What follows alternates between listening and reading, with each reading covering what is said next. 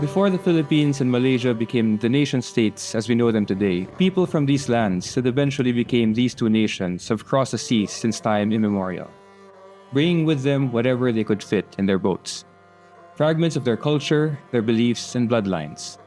There has been a dynamic relationship between our peoples for centuries. In the 16th century, a wealthy businessman from Luzon, Rehimo de Raja, was appointed Tamanggong, or governor of the Muslim community in Malacca. In another account, Shariff Kabungsuan, a scion of a royal and ancient lineage from Johor, arrived on the shores of Mindanao around the same time, bringing with him the traditions and religion of his homeland that survive in Mindanao to this day. Our ancestors were likewise exposed to other cultures.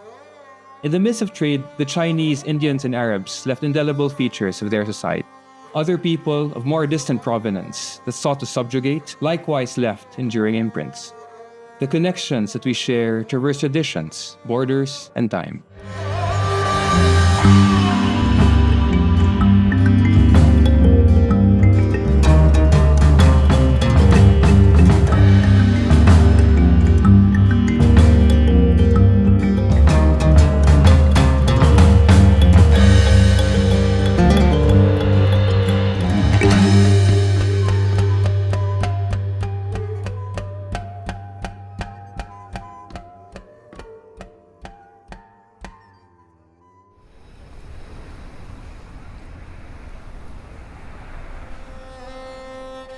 I lived in Malaysia for a couple of years and always felt at home there. My family has roots in Maguindanao and I've seen similarities in our cuisine and ingredients. I've always believed that the ingredients in the dishes we eat can tell us a lot about our shared history. The ethno-linguistic groups of Mindanao, such as Maguindanaon and the related Maranao, are rarely represented in the discourse about Filipino food. Yet, we have such a diverse and vibrant cuisine that would enrich any table, and I wish that we spoke about it more. In Metro Manila, one of the few places where there is a concentration of Islamic culture is the 𝗖𝗿cie Muslim town of Manila. And here you can find the ingredients that shape their dishes.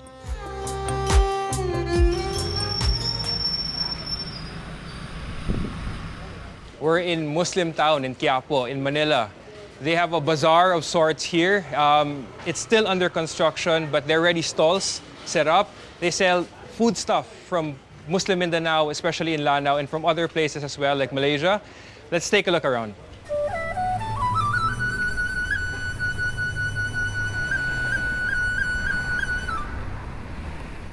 So, meron tayong palapa.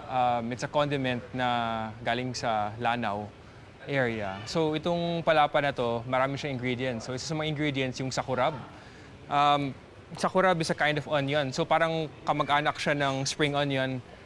Related din siya sa garlic chives, sa onion chives. So bukod sa sakurab or spring onion, meron din siyang chili. So naging reddish yung color ng chili, ng palapa because of the chili itself.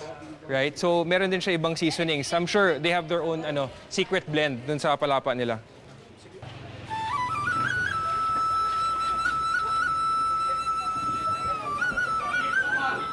Tungkol naman dito sa mga paninda namin, open to non-Muslim, Kahit Muslim, sino. kahit Okay. sino. Basta magustuhan mo. Pero sa Muslim, Maranao, ito yung number one na ginagamit namin pag sa isda, gulay. Oh.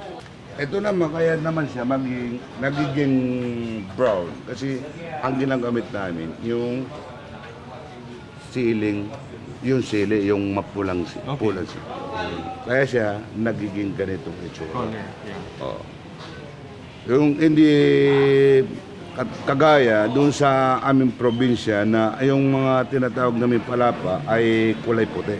Okay. Kasi yun, ang ginagamit naming sili doon ay native. So yung sili po Green. yung ginagamit dito, ito na yung mga Taiwan, yung mga panibagong Ayun. sili na. Oo. So pwede ba sabihin, ito na yung Manila style ng palapa? Kasi yung sili ito, na ginamit ito, sa Manila na. Sa oo. Lanao, iba yung sili. Yung sili dito sa Manila, ito na yun.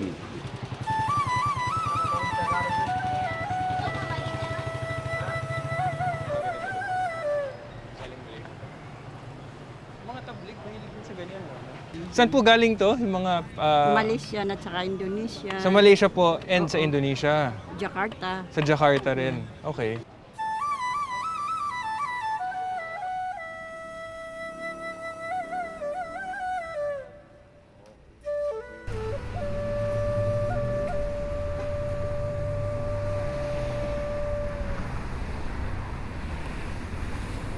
Saan po kayo? Taga saan po kayo, ma'am? Taga Marawi, Okay. pero hindi ako lumaki doon. Okay. Sa Zamboanga City. Doon pareho kami doon nag-aral, lumaki, nag-aral. Okay. Sa Zamboanga, di po ba, yung mga paninda ninyo, marami din doon sa barter na binibenta? Oo, pero karamihan wala sila. Ah, ganun? Oo, gaya nito. Kasi dinadirect namin ito Kuala From KL. Lumpur. Oo, Okay. KL, yung mga ganito. Yung mga habatusaw din na product, Yes. mga ganito. So yung itong products, dadaan pa ng Zamboanga? Or... Okay. So...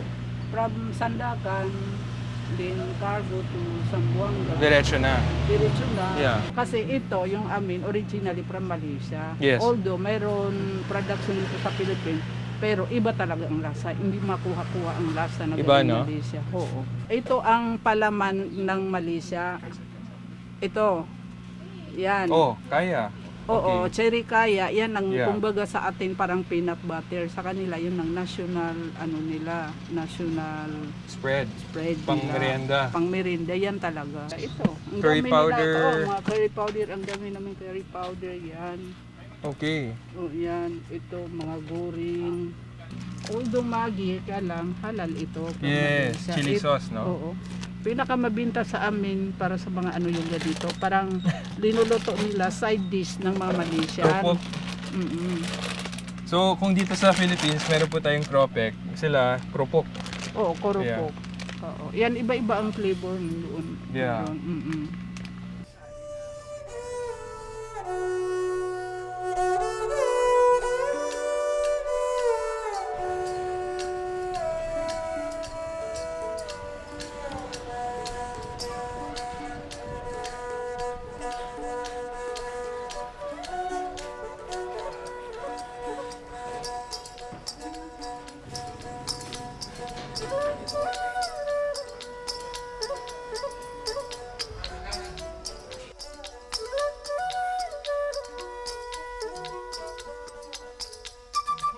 We're now at Wakila Eatery in Quiapo with Chef 𝗿𝗿cie. So, Chef 𝗿𝗿cie is a very colorful character and he'll tell us about the food that they serve here at Wakila.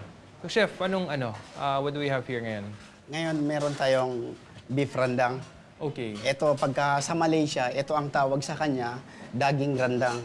Tapos meron din tayong palapa. Ito ay yung mga main ng mga spices ng Maranao. Lahat ng klaseng luto ng Maranao, pagka wala to, hindi yan kumpleto. Okay. Ito.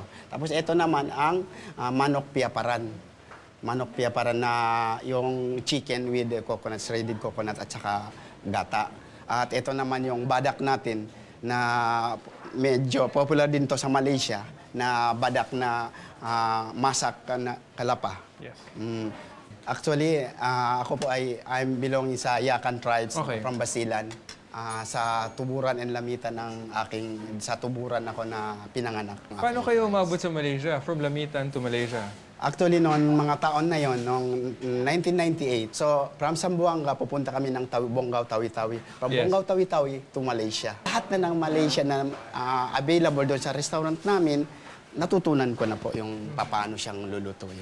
So, tikman po natin itong Piaparan. Etik na mo, para malasahan mo kung ano talaga yung pagkakaiba ng Maranao at saka Malaysian. So, itong Piaparan po, manok, di ba? Opo. So, iano natin. So, meron siyang kalawag. Dilaw siya dahil sa turmeric. Oh, turmeric Tinatawag po. na Opo. kalawag. Pero ito, nahulog tuloy siya. So, itong part na to, para sa akin, mahalaga siya kasi yung pampalasa niya parang special, no? Tama. Yung flavor na binibigay niya. Tama. May ganito po ba sa Basilan? Meron po. Lahat po ng mga spices dito, meron po.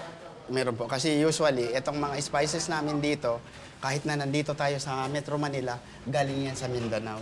Sarap, no? Kasi kita nyo yung richness from the coconut.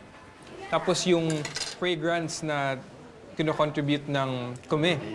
Nitong, kumbaga sa Malaysia, ang ginagamit nila yung Tayo manis. hindi lang siya yung, kasi sa Pilipinas, di ba, may mga ginataan tayo. Opo. Tapos may mga ibang areas din ng Pilipinas na nilalagyan ng luyang dilaw, pa yung kalawag. Right? Pero yung nagpa-special, dun sa Piaparan, Okay, yung paglagay ng ng kame or yung yung leaf ng kasya. Opo, yun. Pwede mo ring matikman. Kasi doon sa atin sa Malaysia, may sambal, Yes. may sambal belacan, Yes. may sambal kacang. So parang ito na yung parang parang kamag-anak din siya ng sambal. Ganun. Ito yung Maranao version na sambal. Ang pinaka-pagkakapareho dito sa lutong Maranao at Malaysian, yung anghang. Hindi ka daw tunay na tagaluto kung hindi maanghang ang luto mo. Yun ang ng mga sa Malaysia. So ngayon din sa Maranao. Sa Maranao kasi, pag walang palapa, walang sili, parang hindi na rin daw silang kumain. Yes. Yun ang nila.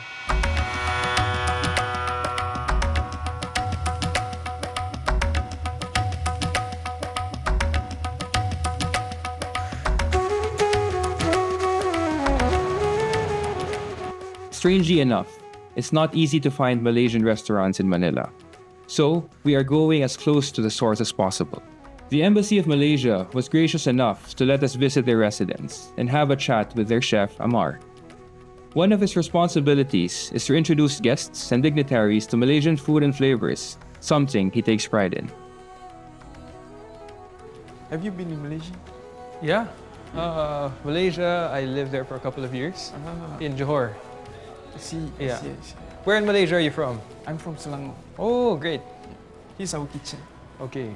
So, which ingredients have you seen in Philippine markets would remind you of the markets in Malaysia? Oh, I see. Because I always go around here, I always go shopping to Guadalupe market, the wet market. Okay. Yeah. I buy vegetable over there, and then some fish also I buy over there in Guadalupe. Yeah. And then another places is Landmark. Yeah. Landmark. That's the where I can get the lengkuas, very important ingredient. Oh, okay. Lengkuas. So, lengkuas, again, so not just in the ingredients themselves, but also in the names of the ingredients. Yep. So this in Tagalog, in Filipino, would be langkawas. Lengkuas. So it sounds like lengkuas. Yeah, very right? similar. You'll be showing us certain preparation from Malaysia. Yep. Today we're gonna make the curry Nyonya Kapitan. Okay. What does that mean? It's actually similar like rendang, but it's a dish from Malacca, prepared by Nyonya, Chinese Muslim. Red onion, Okay. lemongrass, chili, garlic, galangal, ginger, cardamom, turmeric, dry chili, and then belacan, Okay. the shrimp paste, Yes. and then coffee lime and lemongrass again, and coconut milk. I have to say that all these, more or less, are also available in the Philippines. Yep. It's just that we use them differently Yes. in a different context. Yep. You notice that as well, Yeah. right? So let's start making the paste first. Okay. Yeah. First, we cut the onion, then put into the blender. Ginger,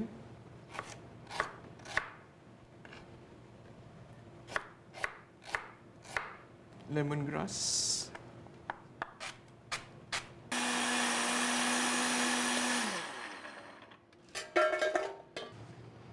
the paste we already blended, and then we pour inside.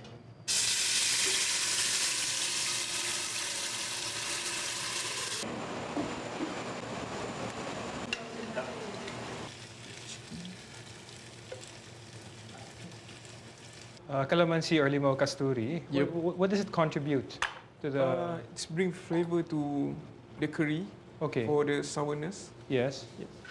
So in Malaysia, the cukup rasa. Cukup means Enough. enough, right? So rasa is taste, the Yep. flavor. So to hit the perfect or the right taste, you just need a little bit of push. Yep. Yeah. Amazing. Yeah.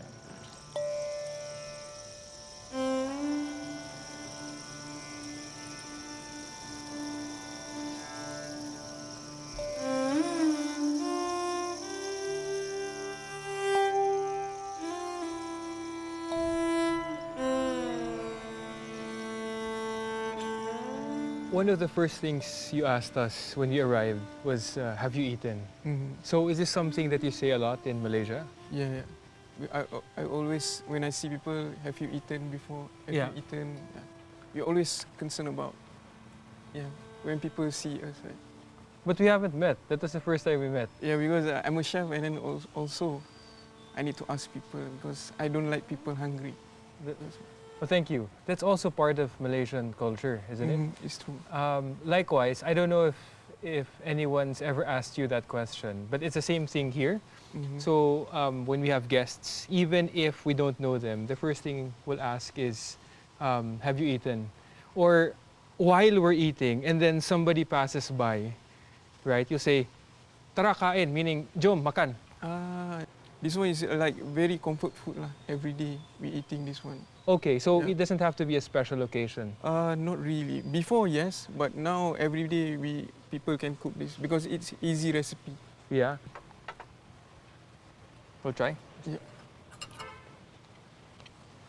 What I find special about this particular style of curry is that with all the fat, with all the richness, it's not cloying, right? I think maybe because of the addition of the calamansi or the limao Yep. kasturi, Yep. it really lightens up. It balances it Yeah. off. And then also, the spices aren't too harsh.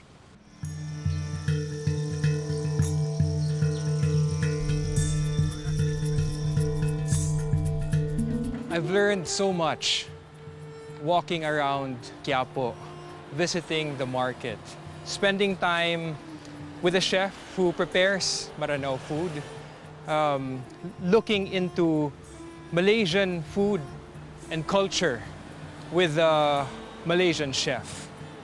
Now we're off to Marawi to talk to Assad Baunto and Aldean Alonto, culinary enthusiasts who are very passionate about food, and who knows, I just might be able to try chicken Piaparan.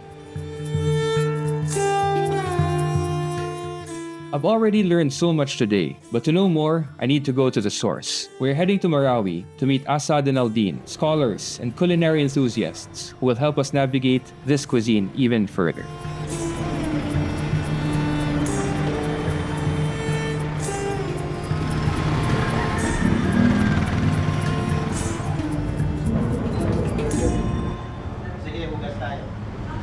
Okay?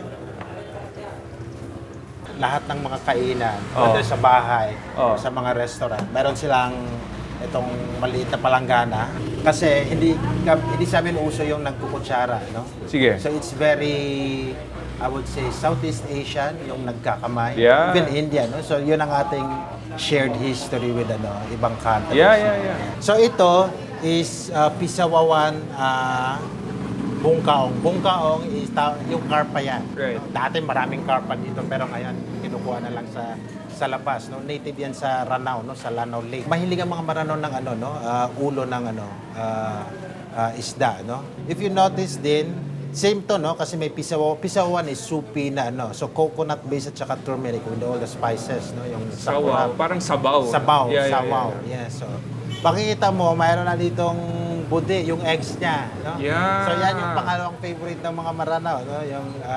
Yung fish eggs, no? Okay. Ulo at saka fish eggs, no? So ito naman is fish eggs ng karpa, and then we have the Piaparan chicken, no? So toasted siya ng coconut with spices, no, turmeric at saka yung chicken, no? Yeah. The same way ito, no? Dalawa. And then you have your pisawawan din na beef, no? Sapi ang tawag. Right. I like the heat. Yes. It's so good. Itong Marawi restaurant na to, Yeah. ang pinaka-original na to, ng location niya is nasa Ground Zero, no? Sa Bangulo is yun ang pinaka-commercial district ng Marawi City. Pero nung nangyari yung 2017, dito na sila lumipat. Okay.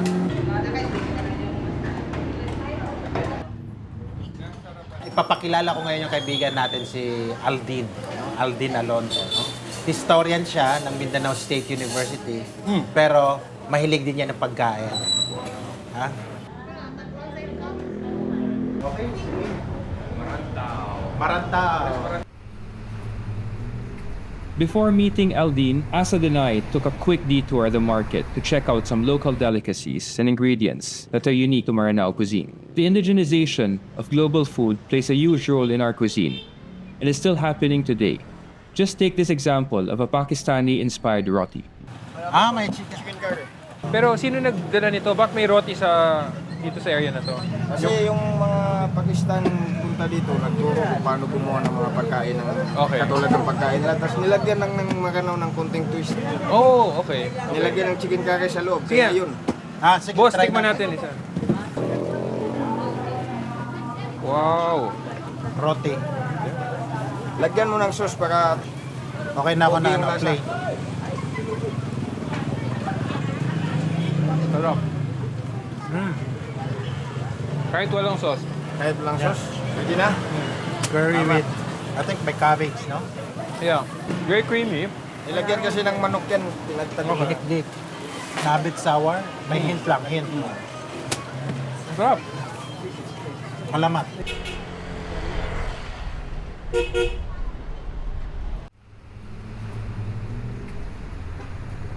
At Maranao, we headed to Mama Shiba's, a restaurant that despite being only a year old, is well loved by locals in the area and is known for soul food.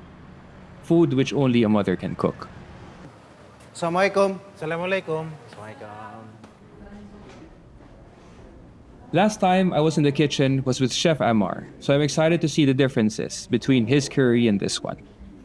Sa Maranao, chicken piaparan is yung manok na nilalagyan siya ng niyog. Favorite ng Maranao. Sa lahat ng mga kanduli, mga occasion na mga Maranao occasion na hindi talaga mawawala yung piaparan na manok. Mama Shiba tells us that sakurab is the main ingredient for chicken piaparan. When pounded, not blended, with luya pagirisan and chilies, it builds the base of the dish. Ang importante kasi sa sakurab is nakadikdik.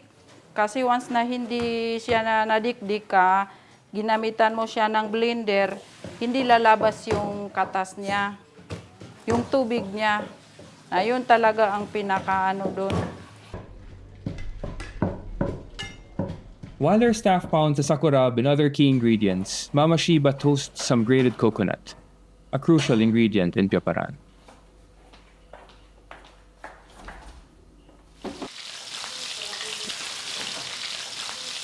Then, ipa-brown muna natin ng konti. So, after natin malagay yan, ilalagay na natin yung sakurab.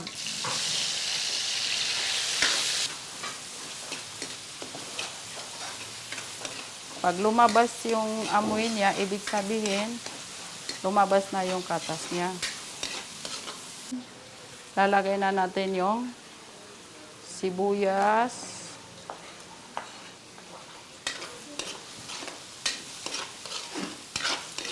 Then yung atsal.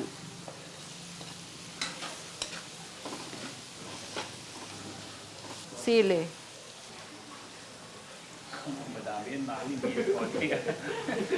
Hindi, maalis din yan.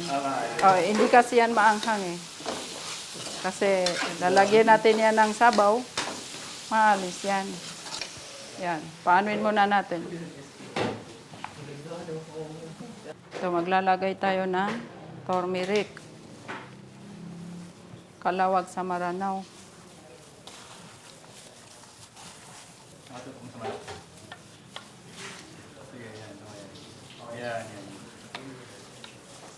And then, asin. Maglalagay tayo ng asin.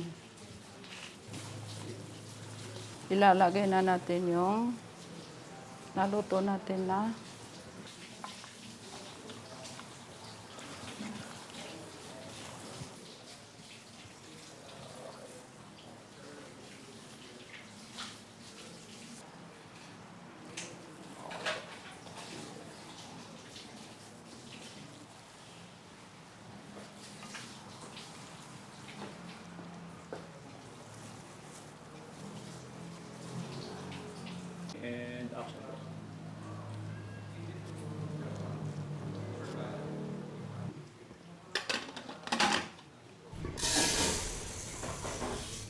Magluluto tayo ng rice na cuning na rice. Maglalagay tayo ng konting oil. Yun kasi ang tradisyon ng Maranao na pag may kandule o di kaya may bisita na kuning ang pinapakain. Ano po nilagay nyo? Kalawag, turmeric. Oo, kasi mawawala yung pagka-yellow niya. Gata ng niyog. Tsaka lagyan natin siya ng konting salt. Yung iba naglalagay din siya ng luya.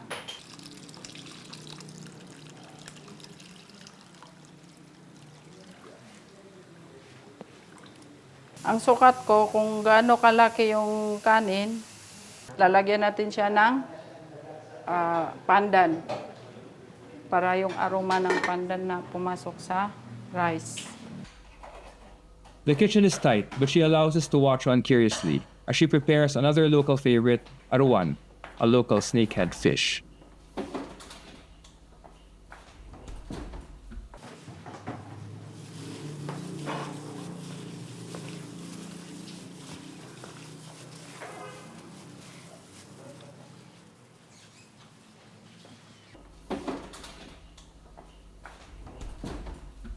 And then after, i-mix-mix natin siya.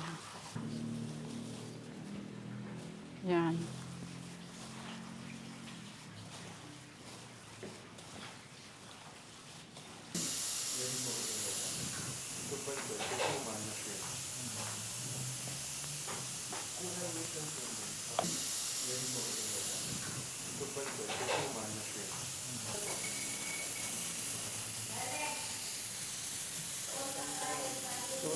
So, gataan natin siya.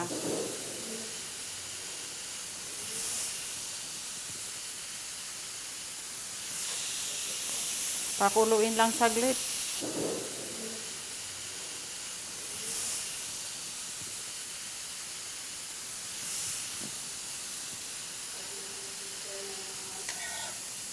Alam mo sir, pwede rin to na itabi mo na dito yung dalag.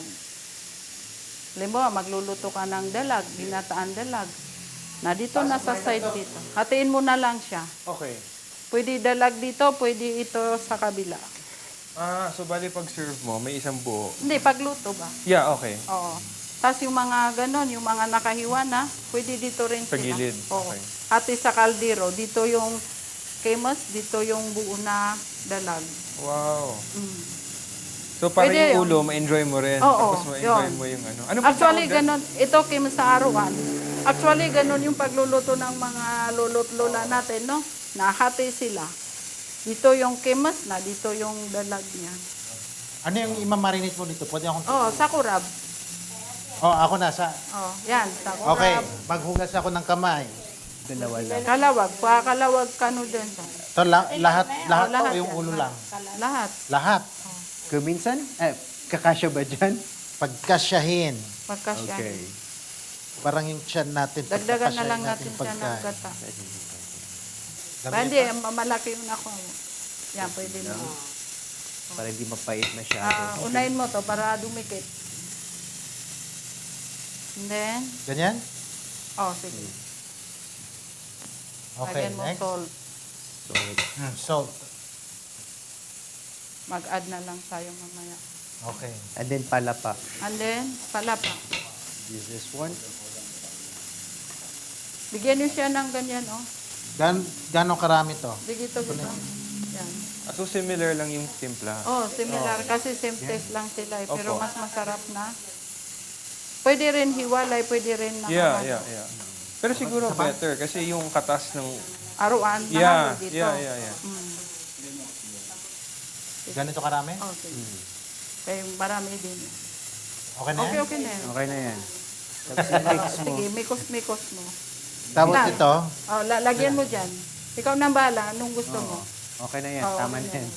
So dapat Have you nakamarinate done this siya, no? before? Marinating this kind of fish? not this fish, Okay. pero chicken, yung beef din, minamarinate. Oh, Di marinate siya. At saka bihira na ngayon yung arwan ngayon dito sa Oo, Lanao. saka isa pa, mahal. Mahal. Ano pinagkaiba ng native aruan tsaka yung sinasabing... Parang yung, kasi nakatry ako nung, ano ba yan? Malado eh.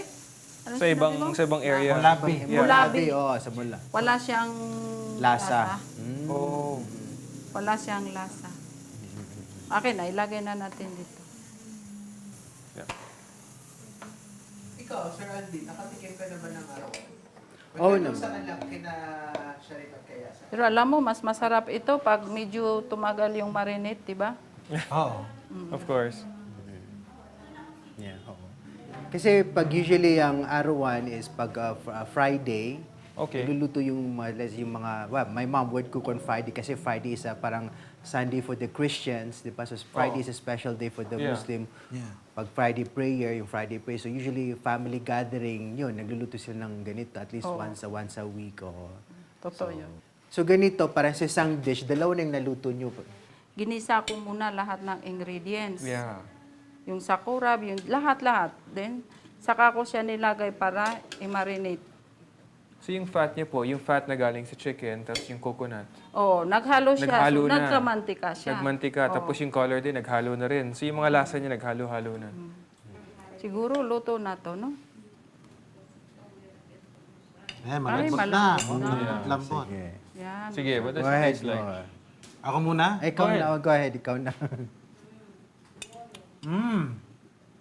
Mainit pero ang sarap. Oo. Pero mas masarap pa siya pag nilagyan natin siya ng papar, okay? Papar. Hindi masyado manghang. Okay. No? Pero I can, yung mga spices. In different spices, you could taste Pero what it. about the chicken? It also tastes like Malambot at chicken saka talaga. lasang-lasang chicken. Ayun, Kasi important. Yeah, yeah. So, yun.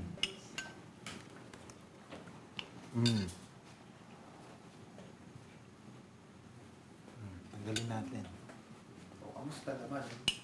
How is it? It's really good. You could taste the different spices. At the same time, it's juicy inside.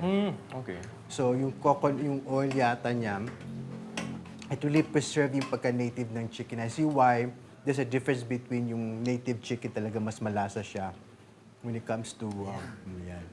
Yeah, masarap siguro yung sabaw. But what I want to try, if I may, is the broth lang or the...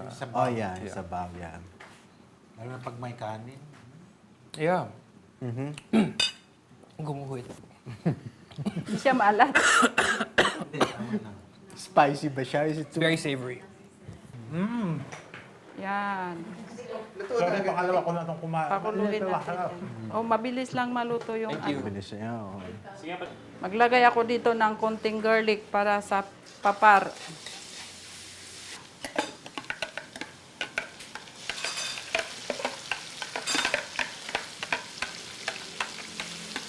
Gusto niyo yung spicy o konting spicy? Once the chicken is cooked, there is one last step to turn it into piaparan. That is to saute it with papar, the toasted coconut with aromatics. All of these dishes will be presented in a kandulangan, a special celebratory feast found across various ethno-linguistic groups in Mindanao. Kamusta po eh? Makikilaw pa. Ito na yung piaparan natin. Yes.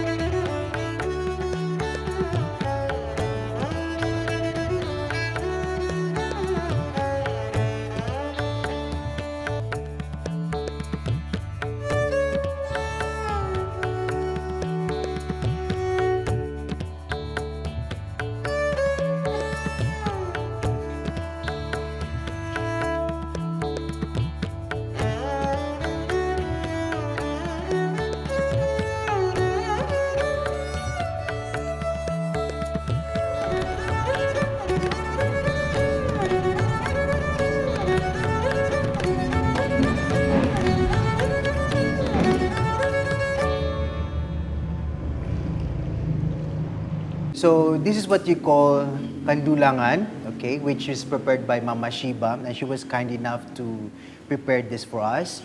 So as you can see, this one is the rice one. The rice has 3 eggs, which indicate that only 3 people can eat here, okay?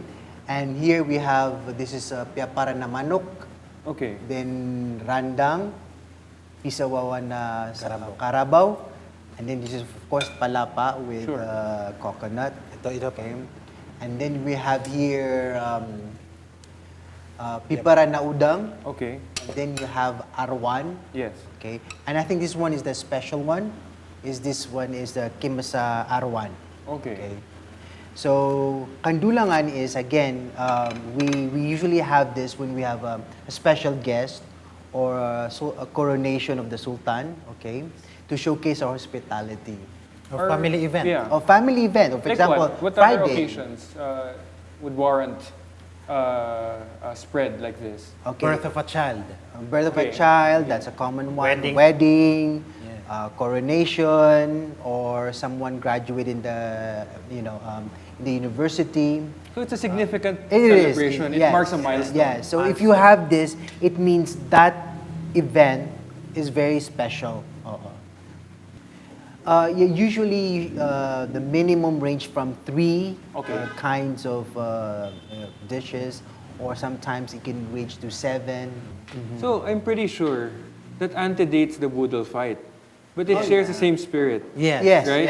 yes. So it's a sense of community. Yes. First of all, you're eating with your hands. Exactly. Yes. Yeah, Fingers. exactly. So you have to make sure that it's really clean because you don't want to share food with someone. Yes. Of course. Yes. Yeah, and then So this is how you wash your hands. Okay. So you just pour your guest or someone within your family Okay. a bit of water before yourself. No? Okay, yeah. Okay. So we say usually before you start, you say Bismillah.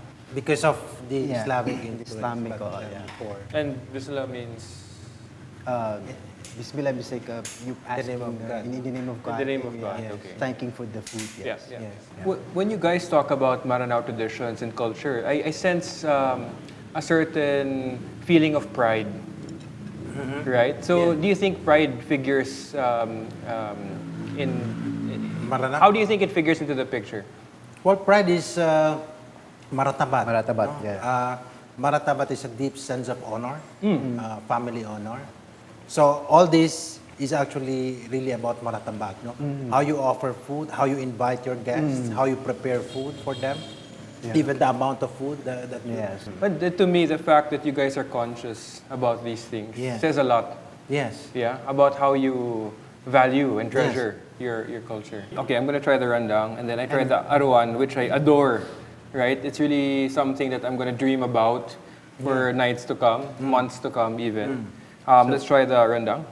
And this is the bakas. Sarap. This palapa also is different, ha?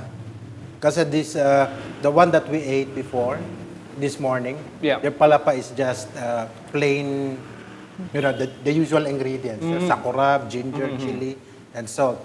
But this one is we sauteed it and then we added the toasted coconut, which is the tiolo, no? So this is another version of palapa, which is the original, how our elders eat the palapa. So the addition of that roasted coconut adds yet Layer. another Yes, layer. yes. Okay. How do you find the piapara na manok? So the coconut and the fresh spices really complement Yeah. the chicken, Yes, right? yes. But the great thing about it is that the chicken also seasons the others. Yeah. Because I think stock was added, Yeah. So it's a very, very sophisticated cuisine. Yeah. Yeah. So Sharif, how do you find our cuisine here in Lanao? It's mind-blowing. So I like exploring different kinds of foods, cuisines. Yeah. So when you talk about that, you're talking about different ingredients, techniques, and histories. Yeah. Even, right? So Maranao food, when you look at it, right, it's so colorful. Yeah, it is. But the great part about it is that also has a colorful history. Yes. It also has colorful significance, right? It depends on what context you're looking at and all these things. But at the end of the day, past all these things, it's just simply delicious, Yeah. isn't it? Yeah.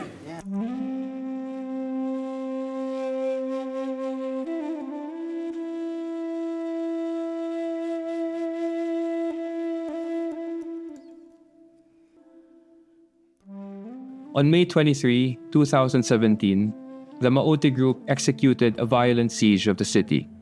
What followed was a 5-month battle with a heavy death toll. That reputation has followed the area since then, and while we can't erase what has transpired, it's still important to uplift and showcase the local culture. As we know, most people that are caught in a conflict are rarely a part of it.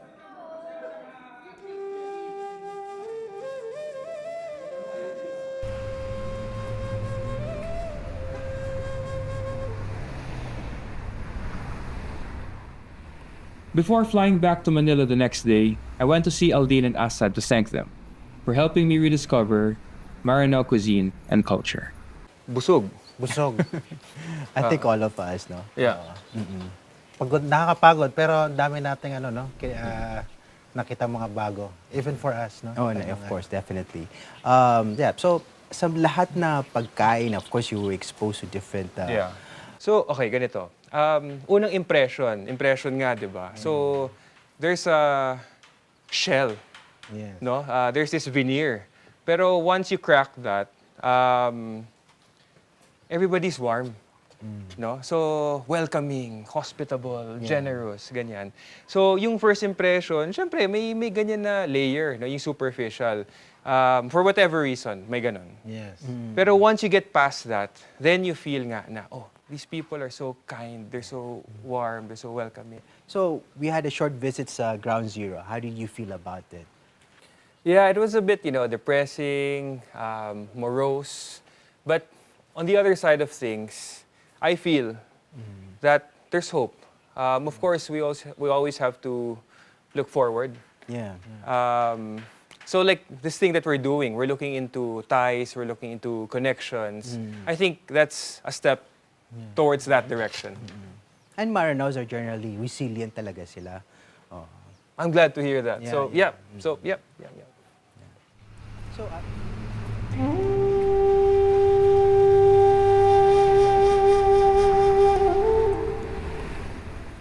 Maranao food is Filipino food. After conversations, spending time with our friends, chefs, culinary enthusiasts from Marawi, from 𝗖𝗄𝗄 in Manila, from Malaysia, we realize that we do share a lot of things. We share ingredients. We share cooking techniques. We share cooking implements. We have a similar gastronomy. Ultimately, we've discovered that the connections that we have lie in ourselves. Food is a reflection of people. And the people of the Philippines and Malaysia have had connections, interactions that span centuries.